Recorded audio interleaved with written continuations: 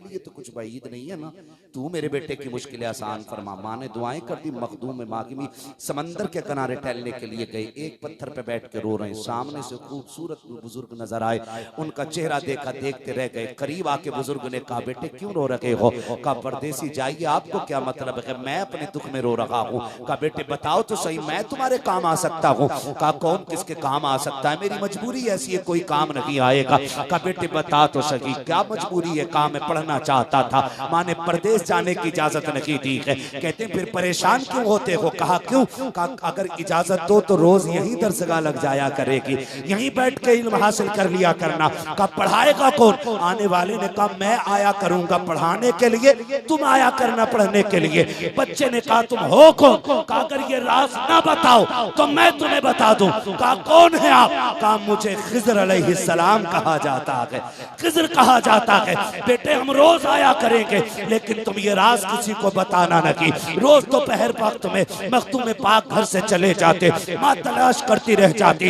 एक दिन माँ ने पूछ लिया, बेटे रोज कहाँ चले जाते हो? मैं बड़ी परेशान रहती हूँ, तुम मुझे नहीं मिलते हो। आप खामोश हो जाते हैं, डर जाते हैं। अगर झूठ बोला तो माँ की नाफरमानी होगी, सच कह देता हूँ तो मखदूम माकिमी सोच रहे हैं खिज़र आना बंद कर देंगे। अब करूँ तो क्या करूँ? माँ ने कहा, बेटे सच बता, कहाँ रहते हो? अम्मी जी खिज़र पढ़ाने आते हैं, मैं उनसे पढ़ने जाता हूँ। माँ ने कहा, बड़ी अच्छी बात है, आ मेरे सीने से लग जा। बेटे देख, अब तुझे पाबंदी से पढ़ना है। चीख निकल गई मखदूम माकिमी की।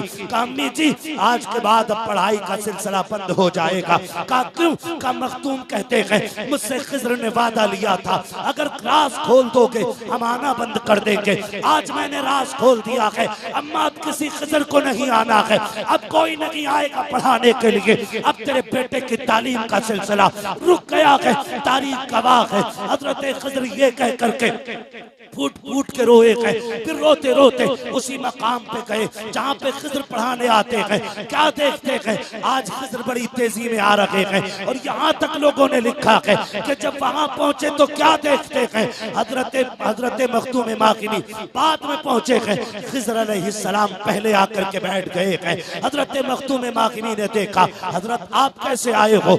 आप कैसे आए हो? आपने तो कहा था कि अगर राज खोल दूंगा तो नहीं आओगे। कहा, बेटे मैं पढ़ाने नहीं आया हूँ, मैं अपने वादे पर कायम हूँ। कहा, फिर क्यों आए हो? कहा, मुझे रब ने भेजा है। कहा, किस लिए? कहा, खिज़र जा, मेरे बंदे ने माँ की रजा के लिए अपनी महबूब चीज छोड़ दी है, जाके उसके सीने को इल्म से भर दे। मैंने कहा, मालिक मैंने पढ़ाने से वादा किया था, मैं पढ़ाने नहीं जाऊंगा। रब ने फरमाया, तुझे कौन भेजता है पढ़ाने के लिए? पढ़ाने के लिए नहीं, मेरे मखदूम को सीना बसीना अता करने के लिए जाना पड़ेगा। पता ये चला, खुदा जब किसी को विलायत देता है, या तो इल्म दरसगाह वाला देता है, या इल्म बुजुर्गों के सीने वाला अता फरमा दिया।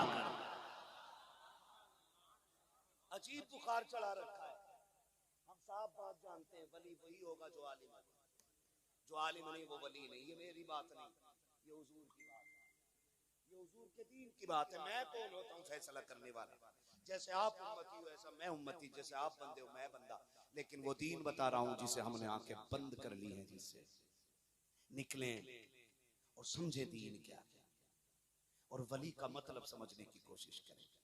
वो कहने लगा अलादत वली नहीं है। मैंने कहा, क्यों? कहा कि वो सिर्फ मौलाना थे, उनकी कोई करामत नहीं है। मैंने कहा, शरीयत पे पाबंद रहना ये सबसे बड़ी करामत होती है, ये सबसे बड़ी करामत है। वरना हमारे यहाँ वो आता है, इतनी ऊंची टोपी लगा के, चोंच निकाल के, ऐसे डमरू घुमाता है, वो नोट बना देता है। वली है वो। बच्चों से कहता, अगर पैसे नहीं दिए तो सुबह को सांप निकलेगा घर में, सारी दे देते। उसे वली मानने हम, एक डब्बे के अंदर से सांप निकाल देता हूं, वली है वो।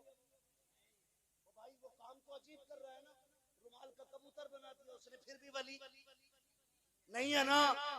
वली कौन है? वली कौन है?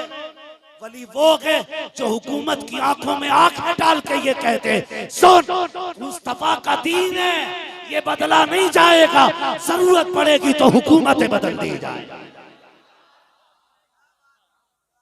जो मेरे मुफ्ती आजम के कलम से निकले सारे फतवों में वही फतवा नुमाया हो। वली वो है जो दीन पे कायम है, वली वो है जो शरीयत को मजबूती से, सबसे बड़ी करामत उसकी है, सबसे बड़ी करामत है शरीयत को मजबूती से थामना। आला हज़रत ने कितनी मजबूती से थामा, जानते हो? बुरा न लगे तो छेड़ दी थोड़ी सी, बर्दाश्त कर लेंगे।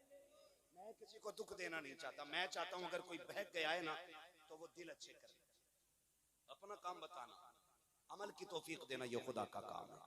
वक्त बड़ा कम है वरना मैं बात करता। आज खानकाहों में जाके देखो, खामखाही चल रही है, खानकाहों में इल्ला माशाअल्लाह खामखाही चल रही है। खानकाही निजाम दरम बरम, पैसे वाला पीर फोन कर दे मुरीद, हुजूर दावत है, तो कहते हैं अरे जनाब फोन क्यों किया, खाली खत डाल देते, हम तो चले आते क्योंकि हम हैं ही पैसों के गुलाम। वो गरीब जूती तोड़ रहे, हजरत पानी दम कर दे, वो टाइम नहीं है, ये दीन है। आज ये निजाम हमारे, आज तुझे बताऊं दिल कितना है मोटा, सरकार आला हजरत, बोलो सुभान अल्लाह, ओ जोर से बोल दो यार, है ना? सरकार आला हजरत को पढ़े, मुफ्ती साहब किबला तशरीफ फरमा, तमाम जिम्मेदारों की मौजूदगी में कह रहा हूं। आला हजरत की बारगाह में एक छोटा बच्चा रहता था जो खाना वाना घर से लेके आया करता था। समझें जरा, समझें जरा, जबकि पठान है आला हजरत बरादरी के, क्या है, और पठान का कुछ नाक पे रहता है, किधर रहता है, नाक पे रहता है। पठान अपने आगे किसी को गिनता नहीं है, ये फितरत है पठान की।